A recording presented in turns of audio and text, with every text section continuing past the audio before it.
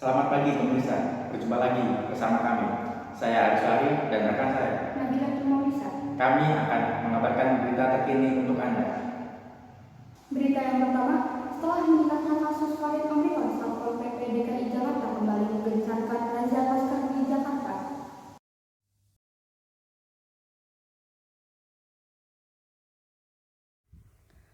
Pengendara sepeda motor ini nyaris menabrak mobil saat menghindari Satpol PP yang menggelar razia masker di Jalan Raya Senen, Jakarta Pusat pada pagi tadi. Dari razia masker yang digelar Satpol PP Jakarta Pusat, banyak warga tidak lagi tertib memakai masker. Padahal kini kasus Omikron di Jakarta terus meningkat. Warga yang kedapatan tidak memakai masker langsung didata oleh petugas dan diberikan sanksi membersihkan dan menyapu jalan. Total ada 31 pelanggar dalam razia masker yang digelar Satpol PP Jakarta Pusat di Jalan Senen Raya pada pagi tadi.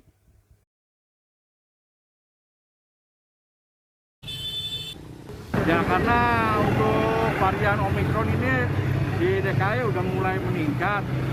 Jadi kita melakukan tertib masker dan kita akan berikan sanksi yang tidak menggunakan masker. Berita yang kedua, cemburu boleh jadi penting sebagai bumbu percintaan dalam keluarga. Tapi jika berlebihan bisa memicu KDRT. Seperti yang dialami Pak Sutri di Garut, Jawa Barat dan Asahan, Sumatera Utara. Akibat cemburu, mereka tega melukai hingga menghilangkan nyawa pasangannya.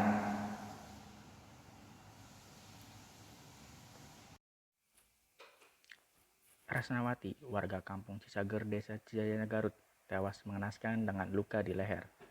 Keluarga korban bersaksi, pelaku pembunuhan adalah Hendy, suami korban. Berdasarkan informasi ini, polisi langsung menangkap Hendy di kediamannya beserta sebilah golok, baju, dan ponsel korban. Pelaku mengaku tega membunuh istrinya karena cemburu membaca pesan singkat berisi kata mesra di ponsel korban dari orang tidak dikenal.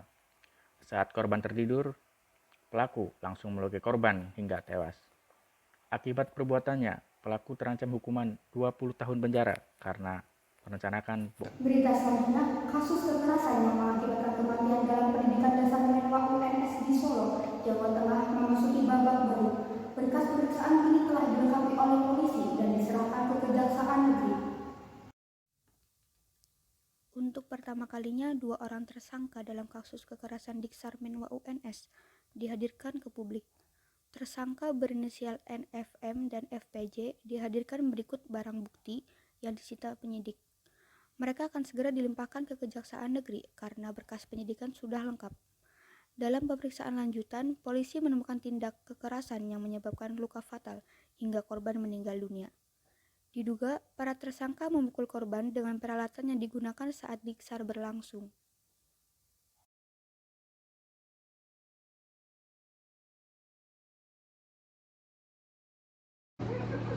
Dan penyidik melakukan penimbangan di atas di Dinas Perdagangan UPT Metrologi Legal Kota Surakarta, sehingga didapat hasil senjata replika laras panjang dengan berat 3.606,88 gram, ya, dan helmnya dengan berat 1.170,76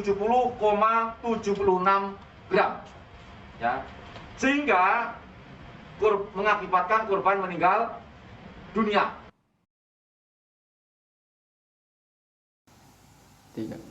Berita yang pertama, setelah meningkatnya kasus varian Omikron, Satpol PP DKI Jakarta kembali menggencarkan razia masker di Jakarta. Udah Pak? Udah. Korban tewas setelah sempat diberikan perawatan di rumah sakit. Truk pengangkut pasir terguling dan melintang di badan jalan RS Sumantadireja, Kecamatan Bogor Selatan. Seorang pengendara motor yang ada di belakang truk tertimpa badan truk. Menurut keterangan saksi, truk tidak kuat menanjak kemudian mundur. Truk lepas kendali dan kemudian terguling. Pengendara sepeda motor yang tertimpa sempat terseret beberapa meter. Korban meninggal setelah sempat dilarikan ke rumah sakit. Kasus kecelakaan ini ditangani petugas lalu lintas Polresta Bogor Kota. Hingga kini, polisi masih memeriksa saksi-saksi dan sopir truk. Dan selanjutnya, pemirsa, di tengah kekhawatiran Omikron yang Anda dunia. Israel mengumumkan kasus pertama florona. Lalu, apa itu florona?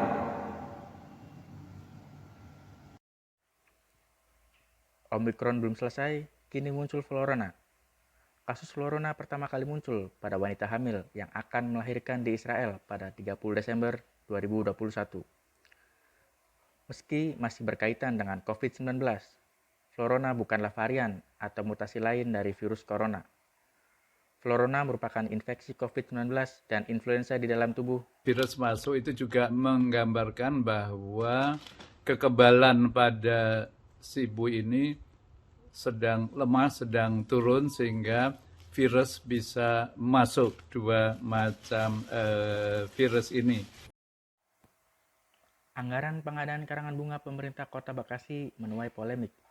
Dalam situs layanan pengadaan secara elektronik atau LPSE Kota Bekasi, tertera nilai anggaran untuk karangan bunga lebih dari 1,1 miliar rupiah. Wali Kota Bekasi, Rahmat Effendi, membenarkan anggaran tersebut. Karangan bunga diberikan sebagai ucapan duka, selamat, atau acara peresmian sebuah acara. Terlebih, dia tidak bisa memenuhi seluruh undangan warga sehingga karangan bunga yang dikirim bisa sebagai pengganti.